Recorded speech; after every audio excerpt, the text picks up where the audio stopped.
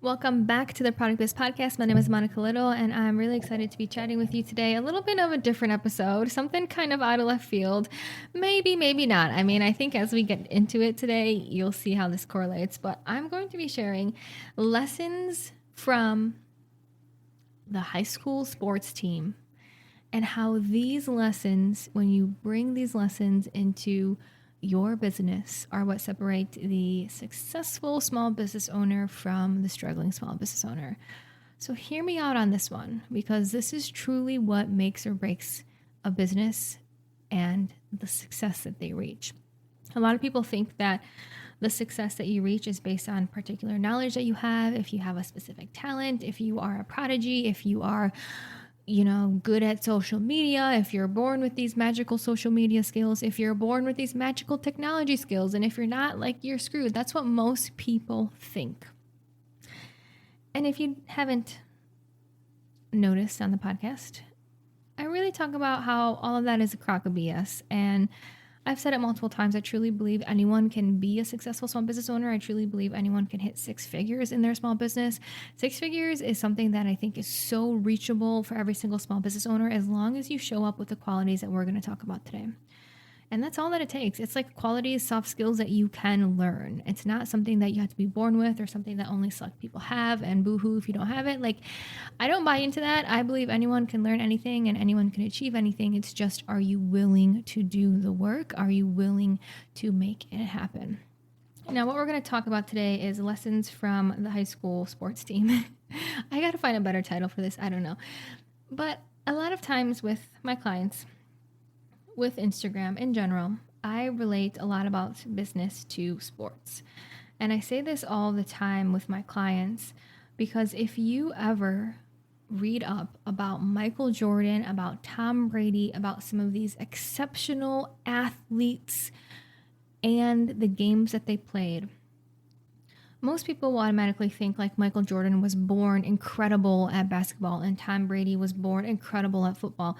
However, when you actually listen to their stories, you'll see that neither of them were born more talented or more special than the average person. And they simply had this leadership and championship mentality that allowed them to become the best.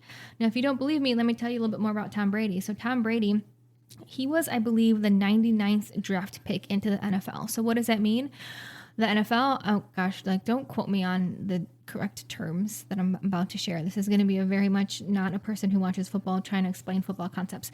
Basically, in my naive understanding, the NFL, they have a draft pick every year where you want to be pick number one, because that means you're the most sought after player. Imagine when we're in middle school and people are picking teams.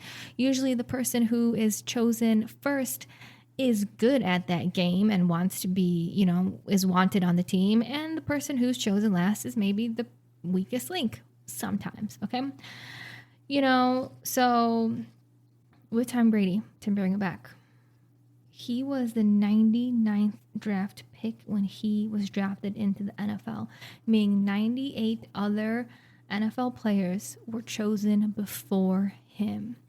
And you want to know why? It's because Tom Brady actually was a pretty crappy football player at that point in time. You can look on Google to find his draft report when he was being drafted into the NFL. And you're going to see words and phrases that said he was not fast, really scrawny, not enough muscle, not a good this, not a good that, not worth this, not worth that. Basically saying how bad of a football player he was. Now, most people don't notice that, because if you know anything about Tom Brady, you know he won, like 6 or 7 Super Bowl championships, the most in NFL history. Again, don't quote me on that number. And he has just been named like the GOAT, the greatest of all time at football. And he played into his, 40s, late 40s, and has just been an absolutely incredible football player. Now, if you really look into the story of Tom Brady, it doesn't end there. He was a 99th draft pick. And then what happened is he was a backup QB for the team that he was drafted on. So there was another QB that was playing for years. I think it was 2 or 3 years. And Tom Brady, what he did during those 2 or 3 years, and what he did his entire high school and college career too, is he tried his best during that time to grow in areas that he was weak. He was at the gym with the linebackers and like the really big football players, training with them. He was trying to become as good as he possibly could because he just wasn't a prodigy. And most people who are exceptional in what they do actually aren't prodigies. So he was a typical person who wanted to become the best at something and was continuing to show up even though he wasn't even playing games. And I think what happened is about 2 or 3 years into it, I believe it was about 2 or 3 years, the star quarterback on the team that he was on got injured. So Tom Brady just happened to be second string, the next player up in that position, and finally got his chance and his momentum. And that's when he came out from all of the work that he'd been doing to prepare to become the best, to grow, and came out guns blazing and just tore up the show. Now, I watched an incredible Tom Brady documentary on Hulu a few years ago, and every single business owner should watch that documentary because there's so many synergies between business and sports. And it's just incredible to see how a lot of these athletes weren't born with talent. It was simply hard work and never giving up. And the reason why I want to talk about this today is not because I want to talk about Tom Brady, even though I am a pretty big Tom Brady fan, even though I don't watch football. Like, watch that Hulu documentary. It's a few years old now. It's so good. Same exact story with Michael Jordan. Like, he wasn't exceptional. He just worked harder than everyone else. Michael Jordan, when he would lose a game, he would practice what he didn't perform well in that game on right after. When he'd win a game, he'd practice on things that he didn't perform well during that game right after. These are just people who become masters at their craft, and that's what leads them to greatness. That's truly what it is. Kobe Bryant, same person, or same type of thing. So I love hearing about these athletes, even though I don't necessarily watch them on TV when they're playing. I love absolutely hearing their stories of what it takes, because you can learn so much from these athletes. Now, what I really wanted to take this back to is lessons that you can learn from high school and middle school sports. Now, you have to bear with me because I'm going to tangent on a story here. Way back when, in my middle school and high school days, I played sports. And I was awful at them. Like, I was extremely awful. I'm not a coordinated person. I'm not able to, like, catch balls or throw balls or anything. However, I played year round. There's like 3 sports seasons during the school day, during the school year, right? I think the first sports season was basketball, and then the second sports season was volleyball, and then the third sports season was track.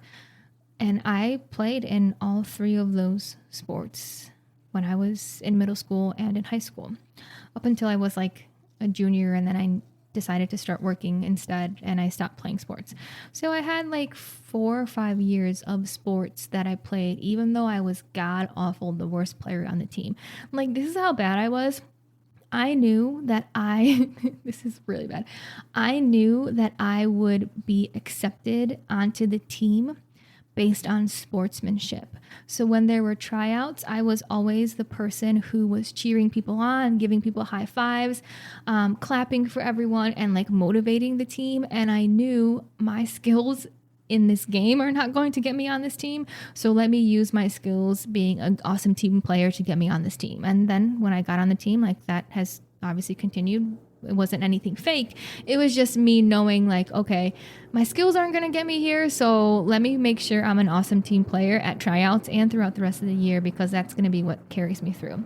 So I pretty much knew that I back-ended my way into the sports team, not because of talent or being good, but because I was a great team player.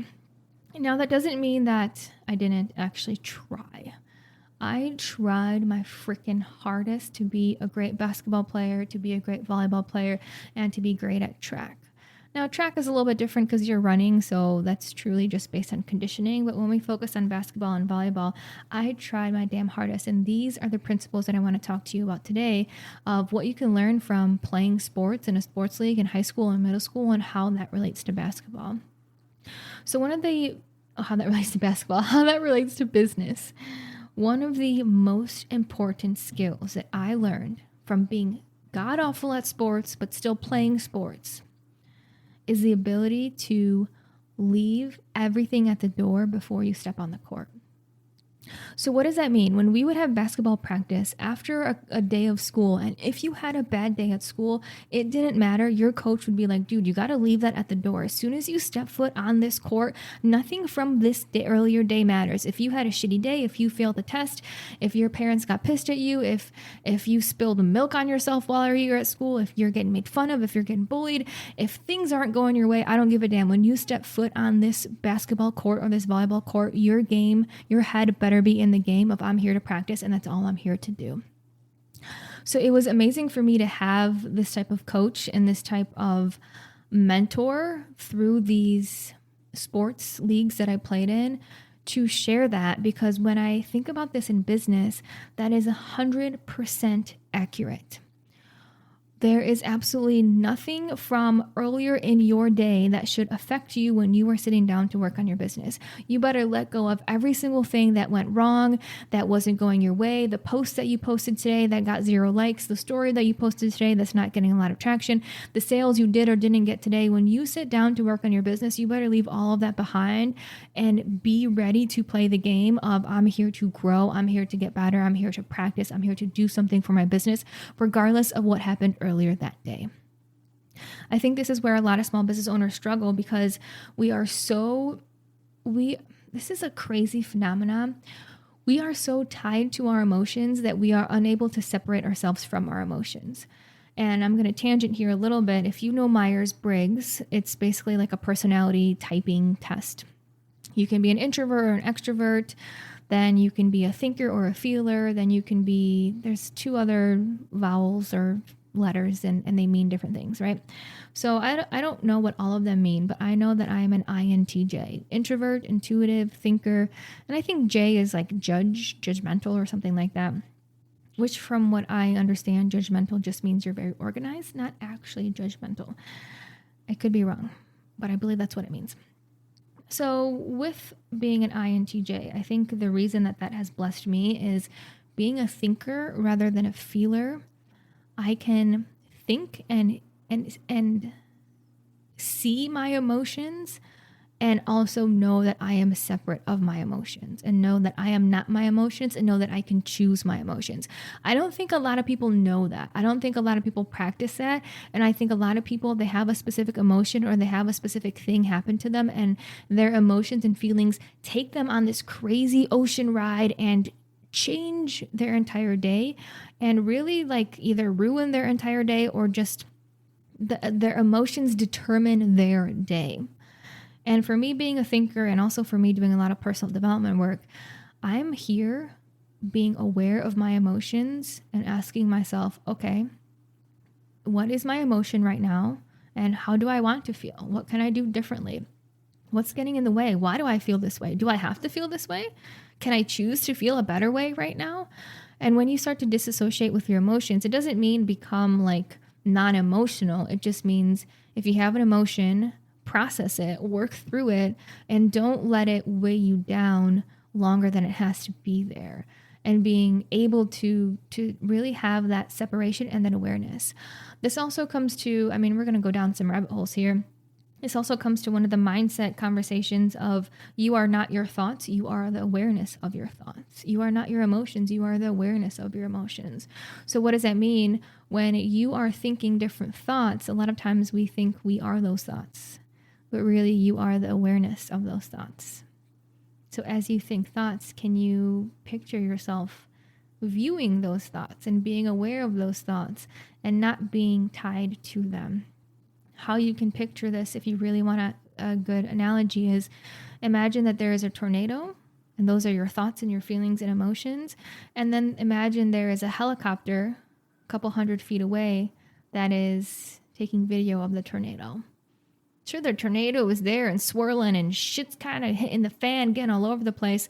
But if you're in a helicopter a couple 100 miles away and you're there reporting on the tornado and you're part of the Weather Channel team and you're giving insights and you have a live action camera and you're aware of what's happening, but you're not in it.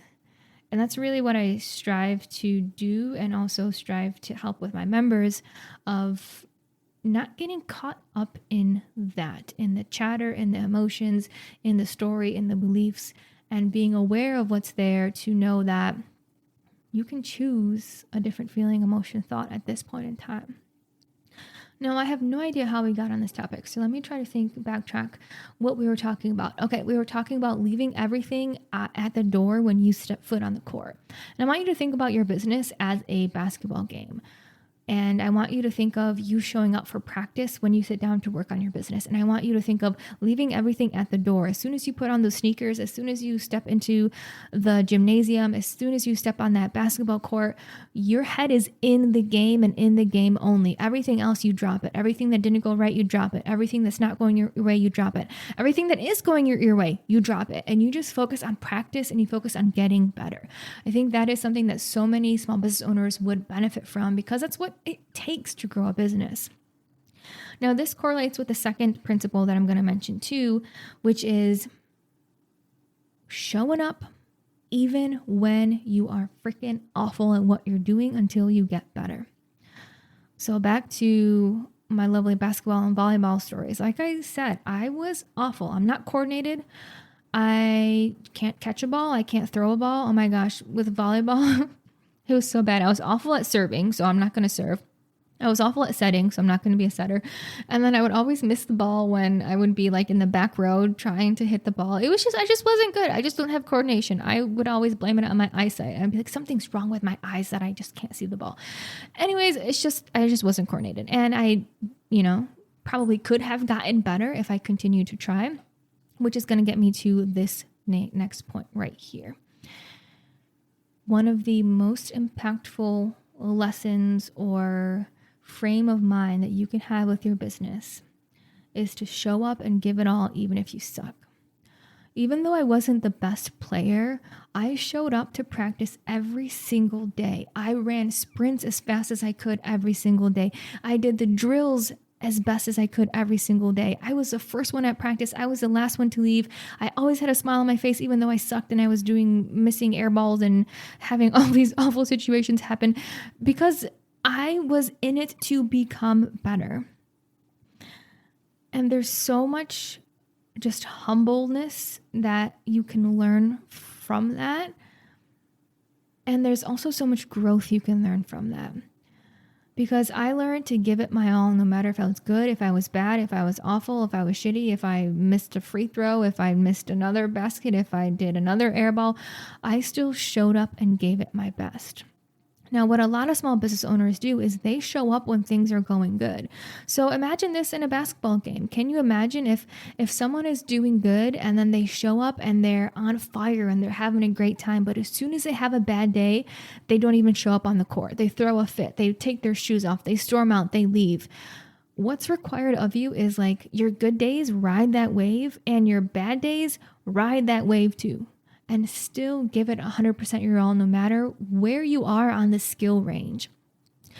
I think this is so important because it's going to teach you like the humility of showing up no matter how good you are or aren't. It's going to teach you what it means to be all in. It's going to teach you how to be consistent. A lot of people are consistent when things are going well, and a lot of people aren't consistent when things are going bad. However, in every single business, every single thing in life, there's going to be seasons of growth and there's going to be seasons where things kind of pull back. That's inevitable. So it's understanding that all in energy of I'm going to be here and give it my all, even if I suck. If you have that mentality and you pair that with leaving everything at the door before you start work, you become unstoppable, like truly unstoppable. And the beauty of giving it your all, even if you suck, is you're going to get better and you're going to find areas where you excel and your skills are going to grow and you're going to become stronger. And the things that you suck at are going to become less sucky and you're actually going to get good at them. So if I take it back to basketball, I would give it my all no matter what. And I got better specifically at defense. I got really good at defense. So although I maybe wasn't the best offense player in terms of shooting the basket into the actual hoop, I got really freaking good at defense. I was fast, I was quick, I was on my feet because I came and I gave my all no matter what. And I grew in those skills, and I definitely got better on offense too. And I just learned how to get better by showing up. So if you are able to do those two things on a daily basis, If you are able to leave the day behind when you sit down at work, if you're able to forget the good, the bad, what happened, what didn't happen, your results, your lack of results, and just focus on what's in front of you. And if you're able to go all in, even if you suck, and have the humility to suck at something and be like, yeah, I'm starting off here. I suck. Sure, I'm going to get better. And if you do your best, even at the things you suck at, oh my God, you become an unstoppable business owner. And now it's only a matter of time before you start to see results. So this is one of those things where I always look back. I love looking back on retrospect and analyzing, like, why did this happen to me in life? And why did this happen to me in life? I'm always like, why was I like so bad at sports? Why was I so awful at sports? And the third biggest lesson that I learned was to be a team player. And that was me being awful at sports, being embarrassed at missing a lot of shots, but still showing up with a damn smile on my face and being a team player and being there for others, even if I wasn't doing as good as I wanted to do. So not hiding, not running away, not calling it a day, but being like, yeah, I'm here, I'm doing my best, and I'm going to cheer for you while I'm also working on myself too. And I want to take this one step further too, because it's about being an awesome cheerleader and cheering for others when you're not good at something. And it's also about having fun when you're not good at something. How many people are out there that they only have fun when they're excelling at something, when they're successful, when they're good, when it comes natural, when it's easy, when all the right things are happening? It's super easy to have fun in that state, right? And most people only have fun when they're in that state. And usually what happens is when something is hard, when someone is a beginner, when someone is struggling with something, when someone is learning a new skill, people don't have fun with it. It's super weird. And if you actually take a step back and think about it, it's going to blow your mind like it blew mine. Think of, for example, Instagram. If you're having a success on Instagram and you're getting likes and comments and engagement, it's probably more fun for you. And how many times when Instagram is slow, when the words aren't coming out, when you actually have to spend more time on it, do we find it actually miserable? Now, what if we approach everything from the angle of fun, joy, happiness, excitement, learning new skills, becoming better, growing, evolving, even if you're a beginner, even if you maybe suck at something, even if it's not coming to you naturally, even if you're trying and trying over and over and over again, what if you approach that with fun? Now, I look back on my sports career, if you want to call it a career, my bench warming career back in high school. And it's like, I learned how to have so much fun, even though I was awful at sports. I learned to have so much fun every single day. I learned to have so much fun and cheer people on. I learned to have so much fun, even if I wasn't the best. And most people only have fun when they're the best of the best. So how do you have fun when you're a newbie, when you're a beginner, when you're learning a new skill? That is something that will take you so far in business. If you can find those correlations of where this is happening to you in business, and if you can flip it and actually make it fun, no matter where your skill level is at. And now I know the type A perfectionists who are overachievers are going to be like, how the hell do you have fun at something if you're not good at it? How does that even happen? And I want you to flip just what you're focusing on if that's coming up for you. So for me, what I truly focus on, if this helps you, is having fun in the process. I have so much fun learning, growing, and evolving. That's what brings me joy, becoming a better person, becoming a better marketer, becoming a better business owner, becoming a better communicator, becoming a better public speaker, becoming a better writer. Those are things that if I am incrementally getting better at that on a daily or weekly basis, some things take time, right? If I just know that I'm putting an effort to get better in those skills, even if I start at ground zero of beginner, no knowledge, don't know what I'm doing, pretty dang awful at this skill, as long as I start there and see myself making some sort of progress and know that I am doing something new and exciting and that's challenging my brain and that's creating new neural pathways, that for me is fun. I could care less about the outcome of this. I just want to have joy in what I'm doing right now. And for me, joy is learning new things. So for the type A perfectionist, and I'm calling you out because that's also me. So been there, felt that, done that. There's a little bit of a disassociation from the results. Disassociation of I only have fun when things are going my way, when the likes, comments, engagement are coming in, when the sales are coming in, when the money's coming in, when the bank account is growing, when I'm getting praise, when people are acknowledging me. Yeah, of course, it's easy to have fun then. And to be honest, that is probably going to be like minority of the time. Majority of the time is going to be more the challenging work, the grunt work, the learning, the growing.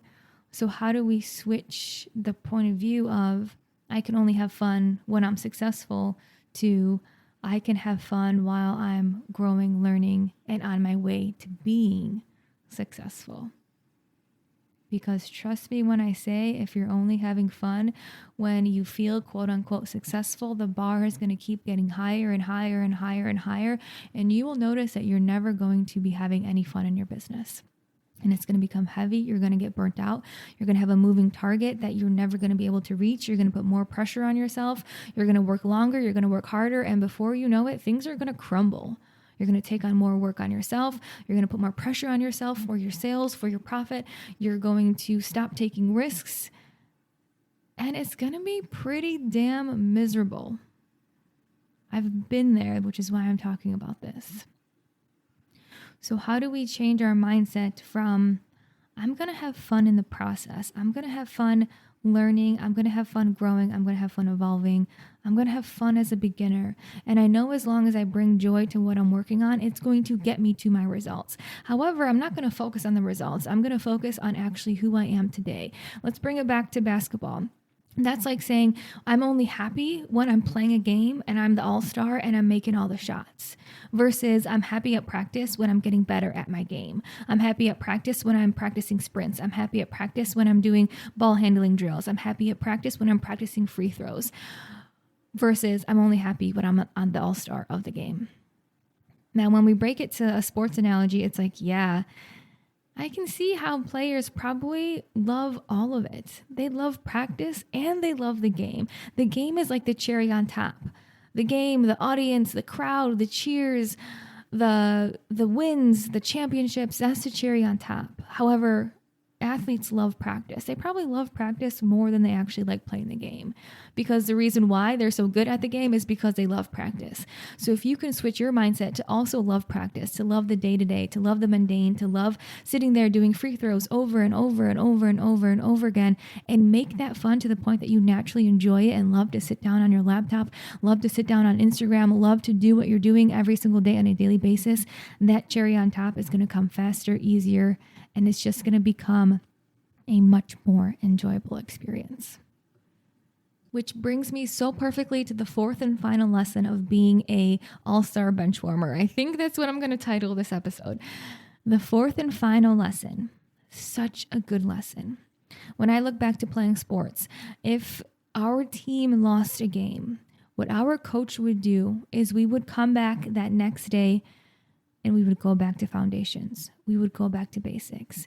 If we lost a game because the other team was faster than us, we would come back and do sprints until we were better conditioned. We would work on our conditioning to become faster, to become more agile, to be able to be the faster team on the court. Or if we lost a game because our free throw game sucked. So we lost by 2 points and we had missed 5 free throws. That next practice, and actually the next few weeks of practice, we would actually do more free throws as an entire team. We would do free throw after free throw after free throw to get better at that very foundational skill. Or there's another example of just ball handling, right? Being able to dribble the ball. If we lost a game because, I'm going to totally not know the right term for this. When the opposite team steals the ball from you, right? Maybe that is right. If we lost a game because there were so many turnovers, that's the word, because we were giving away so many turnovers. I don't know if that sentence is correct though. Because our ball handling just wasn't good. We just weren't dribbling the ball good. We were losing it, or we weren't covering the ball, whatever it may be. Then during practice, we would practice ball handling drills. Now, when you look at it from this way, it was almost never, hey, we lost a game, so let's create a new play that we're now going to use at the next game. That's not what it was. If we lost a game, it was sprints, it was free throws, it was ball handling, or it was, hey, here's the 15 plays that we normally do during a game. Let's get better at these. Let's practice this play right here where you pass it to this person and this person blocks this person and this person runs this way and then they're open for a shot. Let's practice that over and over and over and over again. It was never, let's introduce a new play. Now, if you're getting what I'm putting down, most business owners, when something's not working for them, they're introducing a new play. They're looking for the next shiny object. They're like, okay, this didn't work, so let me try TikTok. Okay, this isn't working, let me get on Threads. Okay, this isn't working, let me introduce a new product. Okay, this isn't working, let me try this. And they go in all these different directions as if they're creating new plays. Now, hopefully, when I say plays, you understand what I'm saying. So maybe there's a little bit of very basic basketball knowledge in this analogy that has to be there. But when you lose a game in basketball or when you want to become a better team, the coach is never necessarily introducing new plays. You're getting better at your existing plays and you're getting better at the foundations, the basics. And if more business owners would do that, they would see so much more results in their business. So instead of a new platform or a new product, go back to your existing platforms, your existing products, and see what's not working. Where can you become better? Where can you talk about your products more? Where can you evolve your messaging or your e-commerce experience or your photos? What can you do as a foundational aspect of your business and grow that? The amount of business owners that I see that turn to new products when things aren't going well, maybe because they're bored, which goes back to making the boring work fun, right? Maybe because they aren't seeing instant results, which means let's go back to foundations instead of doing something new. But the amount of business owners that I see that want to do something new, come out with a new product, try a new platform, do all this crazy stuff, and they go in a multiple different directions, and then they realize that they hit a roadblock with those directions because the foundations haven't been solidified. So I love looking back on my experience being part of different teams in high school, and it was always the foundations. And maybe that's why in business I'm such a stickler on foundations, because I've seen in multiple different ways, multiple different life experiences, that that's what works. It's not the shiny objects or the newness or the this or that. It's get good at marketing, get good at selling, get good at having the best product out there with your branding. And if you can do those three things and do those well, you are going to separate yourself from so many people and see the results that you actually want. So really, those three components of what you can learn from being awful at a sport are really great learning lessons for business. And like I mentioned, looking back, I'm like, I understand why I was bad at sports now, 100%. I was purposely put on this earth without the capability to become quickly great at sports because I was meant to experience those things. So when I started a business, I could take those learnings and apply it to business and have the perseverance needed, the focus, dedication, commitment, the all in, the long game mentality, the championship, the leadership mentality to know that if I just keep showing up and if I keep everything off the court that deserves to be off the court, and if I'm a team player, then my success is inevitable. So that's really what I wanted to share with you here today. It's just a fun little episode, a little bit of a story, a little bit of a motivation. And also know, as we wrap this up, that, like I mentioned at the beginning, Tom Brady was not born a prodigy. Neither was Kobe Bryant. Neither was Michael Jordan. They just trained harder than the rest. And you heard me say about how crappy I was at sports. And I guarantee if I would have actually played more, I would have gotten a lot better. And that's just something to know as you are trying new skills in your business. If you're not good, quote unquote, good at social media, first of all, what is good, right? Like that's an arbitrary statement to begin with. However, if you don't feel confident in your social media, just know the more that you post, the more that you show your face, the more that you talk on social media, you're going to get better. I even think back to when I first started talking about on my Instagram stories, like when Instagram stories first came out, this was quite a few years ago. Sometimes it would take me an hour to post 3 15-second videos of me speaking. And it was just tough. I was like, okay, don't like that. Okay, don't like that. Okay, don't like that. And now when I post on my stories, it's like a one and done. I'm like, I'll record this for 15 seconds and it's going up. Part of it has been overcoming the need for things to be perfect. And the other part of it is just 5 years of practice. And now it's easy. So none of this stuff is easy for people as you get started. Showing your face on Instagram isn't easy. Knowing what to say isn't easy. Knowing marketing, like how to connect with an audience, is not easy. That's probably the most challenging thing for a small business. However, if you continue to show up and try and test, you're gonna get insights as to what works, what doesn't work, where you can keep growing and evolving. So we all start at the same spot. It's super interesting, especially on the tech side of things. I hear a lot of people say they're not good at technology and they wish they were Gen Z because Gen Z is so good at technology. I'm like, dude, Gen Z is good at technology because they've been doing it since they've been like 8 years old. So they're not naturally prodigy at technology. They're not naturally good at it. It's just they've been doing it for 10 years and since a really young age. So it's just interesting to see where are you kind of, and I do this, ask myself this question all the time. Where are you making excuses for your lack of growth when really it's just needing to put a little bit elbow grease into it, then put in the time. So I hope this episode was fun. A little bit of a random episode. I was just inspired to post about it. I really wish more people did things that they suck at. So maybe this is an invitation for a new hobby. That's something that you're not good at, because then it'll cultivate all of these really fun learning lessons that will help you so much in business too. So, okay, if you have any fun high school sports stories, if you are also not very good, I'd love to just hear them because this is fun reminiscing. Okay, well, thank you so much for listening. And as always, if there's another small business owner that maybe is stuck in a rut, kind of feeling down in the dumps, struggling with showing up, with leaving things at the door, with going all in, with being a beginner, if they're struggling with that, then why don't you share this podcast episode with them so they can get a little kick out of it and learn something that will hopefully help them too. All right, thank you so much for listening to the Product Biz Podcast, and I'll see you next week on the next episode.